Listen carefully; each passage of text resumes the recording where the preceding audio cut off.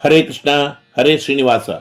ಆಧ್ಯಾತ್ಮ ಬಂಧುಗಳೇ, ಇಂದು ಕಾರ್ತಿಕ ಪ್ರತಿಪತ್ತನಂದು ಬಲಿಪಾಡ್ಯಮಿಯ ಮಹತ್ವವನ್ನು, ಆ ದಿವಸ ನಡೆಸಬೇಕಾದ ಎಲ್ಲಾ ರೀತಿಯ ಧಾರ್ಮಿಕ ವಿಧಿ ವಿಧಾನಗಳನ್ನು, ಬಲಿಪಾಡ್ಯಮಿ ಎಂದು ಇದಕ್ಕೆ ಹೆಸರು ಬರಲು ಕಾರಣವೇನು ಎಂದು, ಬಲೀಂದ್ರನಿಗೆ ಯಾವ ರೀತಿ ಪೂಜೆಯನ್ನ ಎಲ್ಲರೂ ಕೂಡ ಸರಳವಾಗಿ ಮಾಡಬಹುದು ಎಂಬ ಪೂಜಾ ವಿಧಾನವನ್ನು, ಎಲ್ಲರೂ ಅತ್ಯವಶ್ಯವಾಗಿ ಮಾಡಬೇಕಾದ ಇಂದಿನ ದಿವಸದ ಗೋಪೂಜೆಯ ವಿಧಾನವನ್ನು ಕೂಡ ಇದರಲ್ಲಿ ನಾವು ತಿಳಿದುಕೊಳ್ಳೋಣ.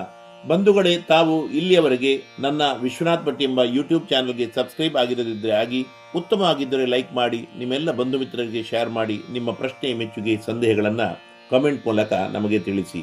ಬಂಧುಗಳೇ, ನಮ್ಮ ಸನಾತನ ಧರ್ಮದಲ್ಲಿ ಅತ್ಯಂತ ಶ್ರೇಷ್ಠ ಮಾನ್ಯತೆಯನ್ನು ಪಡೆದು ಬಹುದೊಡ್ಡ ಹಬ್ಬವೆನಿಸಿದ ದೀಪಾವಳಿಯ 5 ದಿವಸಗಳ ಮಹತ್ವದ ಪೂರ್ಣ ವೈಶಿಷ್ಟ್ಯದ ಬಗ್ಗೆ ಎಲ್ಲ ರೀತಿಯ ವಿವರಣೆಯನ್ನು, ಅಂದು ನಡೆಸುವ ಎಲ್ಲಾ ರೀತಿಯ ಪೂಜಾ ವಿಧಾನಗಳನ್ನು, ಅವುಗಳಿಗೆ ಸಂಬಂಧಪಟ್ಟ ಪೌರಾಣಿಕ ಕಥೆಗಳನ್ನು, ಸಂಪೂರ್ಣ ವಿವರವನ್ನು ಕೂಡ ನಾನು ನೀಡುತ್ತಾ ಇದ್ದೇನೆ. ಆಶ್ವಯುಜ ಕೃಷ್ಣಪಕ್ಷದ ತ್ರಯೋದಶಿಗೆ ಧನತ್ರಯೋದಶಿ ಎಂತಲೂ, ಇದು ದೀಪಾವಳಿಯ ಪಂಚಪರ್ವ ದಿನಗಳಲ್ಲಿ ಮೊದಲನೇ ದಿವಸವಾಗಿ, ಅನಂತರ ಚತುರ್ದಶಿಗೆ ನರಕ ಚತುರ್ದಶಿ ಅಂತಲೂ, ಇವೆರಡರ ಆಚರಣೆ ನಂತರ ಮಹಾಲಕ್ಷ್ಮಿಯ ಆಗಮನದ ಬಹುದೊಡ್ಡ ಕತ್ತಲೆಯಿಂದ ಬೆಳಕಿನೆಡೆಗೆ ಒಯ್ಯುವ ದೀಪಾವಳಿಯನ್ನು, ಆಶ್ವಯುಜ ಮಾಸದ ಕೃಷ್ಣ ಪಕ್ಷದ ಅಮಾವಾಸ್ಯೆ ಲಕ್ಷ್ಮೀ ಪೂಜೆಯನ್ನು ಆಚರಿಸಿದ ಮೇಲೆ ಕೂಡಲೇ ಬರುವ ವಿಶೇಷವಾದ ಮಾಸ ಕಾರ್ತಿಕ ಮಾಸ. ಈ ಕಾರ್ತಿಕ ಮಾಸದ ಪ್ರತಿಪತ್ ಎಂದರೆ ಮೊದಲ ದಿವಸ ಬಲಿಪಾಡ್ಯಮಿ ಎಂದು ಇದನ್ನ ಕರೆಯಲಾಗುತ್ತದೆ.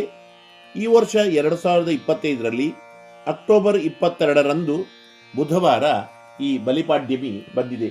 ಇಂದು ಬಲಿ ಪೂಜೆಯೊಂದಿಗೆ ಗೋಪೂಜೆ, ಗೋವರ್ಧನ ಪೂಜೆ ಹಾಗೂ ತುಳಸಿ ಪೂಜೆಯ ಆರಂಭದ ದಿನವೂ ಆಗಿದ್ದೆ.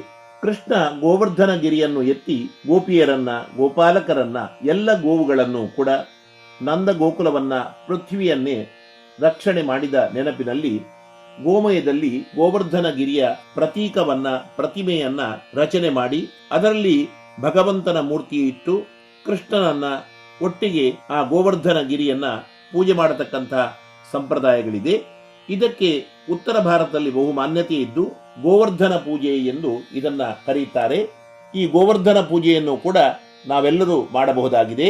ಕಾರ್ತಿಕ ಮಾಸದ ಅಭಿಮಾನಿ ದೇವತೆ ದಾಮೋದರ ರೂಪಿ ಭಗವಂತ, ಎಲ್ಲಾ ದೇವತೆಗಳಿಗೆ ಹಾಗೂ ಶ್ರೀಕೃಷ್ಣಾತ್ಮಕ ದಾಮೋದರ ರೂಪಿ ಭಗವಂತನಿಗೆ, ವಾಮನ ರೂಪಿ ಪರಮಾತ್ಮನಿಗೆ ಅತ್ಯಂತ ಪ್ರಿಯವಾದ ತುಳಸಿಯ ಪೂಜೆಯನ್ನ ಕಾರ್ತಿಕ ಶುಕ್ಲ ಪಕ್ಷದಲ್ಲಿ ಪ್ರತಿದಿನ ಸಂಜೆ ನಡೆಸುವ ಪದ್ಧತಿ ಇದೆ. ತುಳಸಿ ವೃಂದಾವನದ ಎದುರು ವಿವಿಧ ದೀಪಗಳನ್ನು ಹಚ್ಚಿ, ತುಳಸಿ ವೃಂದಾವನವನ್ನ ವಿವಿಧ ಹೂಗಳಿಂದ ಅಲಂಕರಿಸಿ, ತುಳಸಿ ಸಹಿತ ದಾಮೋದರ ರೂಪಿ ಭಗವಂತನಿಗೆ ಪೂಜೆ ಮಾಡುವ ಮೊದಲ ದಿವಸ ಬಲಿಪಾಡ್ಯಮಿಯಾಗಿದೆ. ಇದಕ್ಕೆ ಬಲಿಪಾಡ್ಯಮಿ ಎಂದು ಕರೆಯಲು ಪೌರಾಣಿಕ ಕಥೆಯೊಂದಿದೆ. ಒಮ್ಮೆ ದಾನ ಧರ್ಮ ನಿಷ್ಠನಾಗಿದ್ದರೂ ಕೂಡ, ಸತ್ಯವಂತನಾಗಿದ್ದರೂ ಕೂಡ 14 ಲೋಕಗಳನ್ನ ತನ್ನ ನಿಯಂತ್ರಣದಲ್ಲಿಟ್ಟುಕೊಂಡು ದೈತ್ಯ ಸಾಮ್ರಾಜ್ಯವನ್ನ ಬೆಳೆಸುತ್ತಿದ್ದ ಪ್ರಚಂಡ ಬಲವಂತನಾದ ಬಲಿಚಕ್ರವರ್ತಿಯ ಹತ್ತಿರ ವಾಮರೂಪಿ ಭಗವಂತನಾದ ಮಹಾವಿಷ್ಣುವು ದಾನಾರ್ಥಿಯಾಗಿ ಬರಬೇಕಾಯಿತು.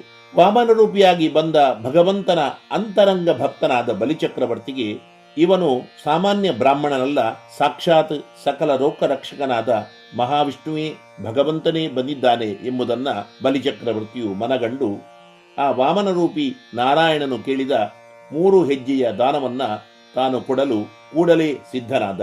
ವಾಮನ ದೇವನು ಬಲಿಯ ವಶದಲ್ಲಿದ್ದ ಎಲ್ಲಾ 14 ಲೋಕಗಳನ್ನ, ಪೂರ್ಣ ಭೂಮಂಡಲವನ್ನ 2 ಹೆಜ್ಜೆಗಳಲ್ಲಿಯೇ ವಶಪಡಿಸಿಕೊಂಡಾಗ, ಇನ್ನೊಂದು ಹೆಜ್ಜೆಯನ್ನ ಎಲ್ಲಿಡಲಿ ಬಲಿಚಕ್ರವರ್ತಿ ಎಂದು ವಾಮನರೂಪಿ ಪರಮಾತ್ಮನು ಬಲಿಯಲ್ಲಿ ಕೇಳಿದಾಗ, ತನ್ನ ತಲೆಯ ಮೇಲೆ ಇಡು ಎಂದು ಸರ್ವಾರ್ಪಣ ಮನೋಭಾವದಿಂದ ಶರಣಾಗತಿಯನ್ನ ಭಗವಂತನಲ್ಲಿ ಬಲಿಯು ತೋರಲು, ಭಕ್ತವತ್ಸಲನಾದ ಆ ದೇವದೇವನು ವಾಮನನು ಬಲಿಚಕ್ರವರ್ತಿಯನ್ನು ಹರಸಿ, ಈ ಭೂಮಂಡಲದ ರಾಜನಾಗಿ ಸದಾಕಾಲ ನೀನು ಬಾಳು, ಕೆಳಗಿನ 7 ಲೋಕಗಳಲ್ಲಿ ಸುತಲ ಎಂಬ ಲೋಕದಲ್ಲಿ ನೀನಿರು, ನಿನ್ನ ಅರಮನೆಯ ದ್ವಾರವನ್ನ ಕಾಯುವವನಾಗಿ ನಾನಲ್ಲಿ ಸದಾ ಇರುತ್ತೇನೆ.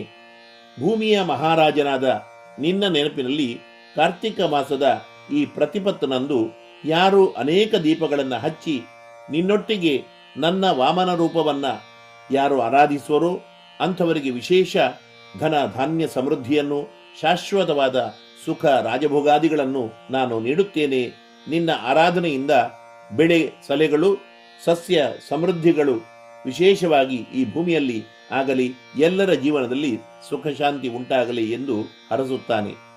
ಹೀಗೆ ವಾಮನನು ಬಲಿಚಕ್ರವರ್ತಿಗೆ ವಿಶೇಷ ಅನುಗ್ರಹಿಸಿದ ದಿನ ಈ ಕಾರ್ತಿಕ ಪ್ರತಿಪತ್. ಆದ್ದರಿಂದ ಈ ದಿನವನ್ನು ಬಲಿಪಾಡ್ಯಮಿ ಎಂದು ಕರೆಯಲಾಗಿದೆ.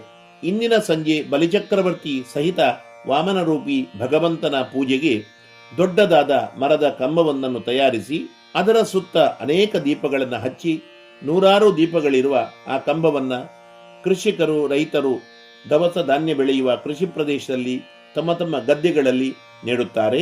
ಇನ್ನು ಅನೇಕ ಕಡೆ ಬೇರೆ ಬೇರೆ ರೀತಿಯಿಂದ ಬಲೀಂದ್ರನ ಪೂಜೆಯನ್ನು ಸಲ್ಲಿಸುವ ಸಂಪ್ರದಾಯಗಳಿದ್ದು, ಗೋಮಯದಲ್ಲಿಯೂ ಕೂಡ ಬಲಿ ಪ್ರತೀಕವನ್ನ ಮಾಡಿ ಅದರ ಎದುರು ಕೃಷ್ಣನ ಪ್ರತಿಮೆಯನ್ನಿಟ್ಟು, ವಾಮನನನ್ನಿಟ್ಟು ಬಲಿಚಕ್ರವರ್ತಿಯ ಪೂಜೆಯನ್ನು ಕೂಡ ಮಾಡುವವರಿದ್ದಾರೆ. ಹೇಗಾದರೂ ಬಲೀಂದ್ರನಿಗೊಲಿದ ವಾಮನನ್ನು ಇವತ್ತು ನಾವೆಲ್ಲರೂ ಕೂಡ ಸ್ಮರಿಸಲೇಬೇಕಾಗುತ್ತೆ. ಕೃಷಿ ಪ್ರದೇಶದಲ್ಲಿ, ಗದ್ದೆಗಳಲ್ಲಿ, ಮನೆ ಅಂಗಳದಲ್ಲಿ, ಮಠ ಮಂದಿರಗಳ ಪವಿತ್ರ ಆವರಣದಲ್ಲಿ ಬಲಿಗಾಗಿ ನೇಮಿಸಲಾದ ಈ ಕಂಬವನ್ನು ನೆಟ್ಟು ಆ ಬಲೀಂದ್ರನ ಕಂಬದ ಎದುರು ವಾಮನರೂಪಿ ಭಗವಂತನ ಭಾವಚಿತ್ರ ಇದ್ದರೆ ಅದನ್ನು, ಅಥವಾ ಸಾಲಿಗ್ರಾಮವನ್ನಿಟ್ಟು ಅರ್ಘ್ಯ ಪಾದ್ಯಾದಿ ಷೋಡಶೋಪಚಾರ ಪೂಜೆಗಳನ್ನು ನಡೆಸಿ ವಿಷ್ಣು ಸಹಸ್ರನಾಮ ಇತ್ಯಾದಿಗಳನ್ನು ಪಾರಾಯಣ ಮಾಡಿ ಬಲಿಸಹಿತ ವಾಮನರೂಪಿ ಭಗವಂತನಿಗೆ ಅವಲಕ್ಕಿ ಕಜ್ಜಾಯವನ್ನು, ಹಣ್ಣು, ಹಾಲು ಇತ್ಯಾದಿಗಳನ್ನು, ಕಾಯಿ, ಎಲೆಡಿಕೆ ಇತ್ಯಾದಿಗಳನ್ನು ನೈವೇದ್ಯವನ್ನಾಗಿ ಸಮರ್ಪಣೆ ಮಾಡಿ ಮಂಗಳಾರತಿಯನ್ನು ಬೆಳಗಬೇಕು. ಪೂಜಾ ಸಮಯದಲ್ಲಿ ಮನೆಯ ಸದಸ್ಯರೆಲ್ಲರೂ ಕೂಡ ಭೂಮಿಗೆ ಬಂದಿರುವ ಮಹಾರಾಜನಾದ ನಮ್ಮೆಲ್ಲರನ್ನ ಸಾಕಿ ಸಲಹುವ ಬಲಿಯ ನೆನಪಿನಲ್ಲಿ ಅವನ ಸ್ವಾಗತ ಗೌರವಕ್ಕಾಗಿ ವಿವಿಧ ರೀತಿಯ ಪಟಾಕಿಗಳನ್ನು ಸಿಡಿಸಿ ಸಂಭ್ರಮದಿಂದ ನಾವು ಪೂಜೆಯನ್ನ ಆರಾಧನೆ ಮಾಡಬೇಕು. ನಗರ ಪ್ರದೇಶದಲ್ಲಿರುವ ಎಲ್ಲರೂ ಕೂಡ ಈ ರೀತಿಯಾಗಿ ಬಲೀಂದ್ರನನ್ನ ಪೂಜೆ ಮಾಡಲು ಅಶಕ್ಯವಾದಾಗ ಕಾರ್ತಿಕ ಪ್ರತಿಪತ್ತು ಬಲಿಪಾಡ್ಯಮಿಂದು ಮತ್ತು ದ್ವಿತೀಯ ದಿವಸವೂ ಕೂಡ ತುಳಸಿ ವೃಂದಾವನದ ಎದುರು ಬಲಿಚಕ್ರವರ್ತಿಗೊಂದು ಎಳ್ಳೆಯ ದೀಪವನ್ನು ಹಚ್ಚಿ ಅವನಿಗೆ ನಾವು ಪ್ರಾರ್ಥನೆ ಮಾಡಬೇಕು, ಸ್ಮರಣೆ ಮಾಡಬೇಕು. ಇದರಿಂದಲೂ ಕೂಡ ಸಂಪತ್ತು, ಸೌಭಾಗ್ಯಗಳು ಶಾಶ್ವತವಾಗಿ ಮನೆ, ಕುಟುಂಬದಲ್ಲಿ ನೆಲೆ ನಿಲ್ಲಲು ಕಾರಣವಾಗುತ್ತದೆ. ದೀಪಾವಳಿ ಸಂದರ್ಭದಲ್ಲಿ ಬರುವ ಕಾರ್ತಿಕ ಪ್ರತಿಪತ್ತು ಬಲಿಪಾಡ್ಯಮಿಯಂದು ನಡೆಸುವ ಗೋಪೂಜೆಯಿಂದ ಸಕಲ ರೀತಿಯ ಸಂಪತ್ತುಗಳು, ಗೋವರ್ಧನ ಕೃಷ್ಣನ ಪೂಜೆಯಿಂದ ರಾಜವೈಭವಗಳು, ತುಳಸಿ ಪೂಜೆಯಿಂದ ಮಾಂಗಲ್ಯ, ದೀರ್ಘವಾದ ಆಯುಷ್ಯ, ಆರೋಗ್ಯಾದಿಗಳು, ಬಲೀಂದ್ರನ ಕೃಪೆಯಿಂದ ಸಕಲ ಐಶ್ವರ್ಯ ಭಾಗ್ಯಗಳು ಪ್ರಾಪ್ತಿಯಾಗುತ್ತವೆ ಎಂದು ಪುರಾಣಗಳ ಅಭಿಪ್ರಾಯವಿದೆ. ಹೀಗೆ ನಿಮಗೆಲ್ಲರಿಗೂ ಕೂಡ ಈ ದೀಪಾವಳಿಯ ವಿಶೇಷ ಭಗವಂತನ ಆಶೀರ್ವಾದಗಳನ್ನು ಪುನಃ ಪುನಃ ಪ್ರಾರ್ಥನೆ ಮಾಡುತ್ತಾ ನನ್ನ ಮಾತನ್ನ ಮುಗಿಸುತ್ತೇನೆ. ಶ್ರೀ ಕೃಷ್ಣ ಶರಣಂ ಮಮ, ಶ್ರೀ ಕೃಷ್ಣ ಶರಣಂ ಮಮ.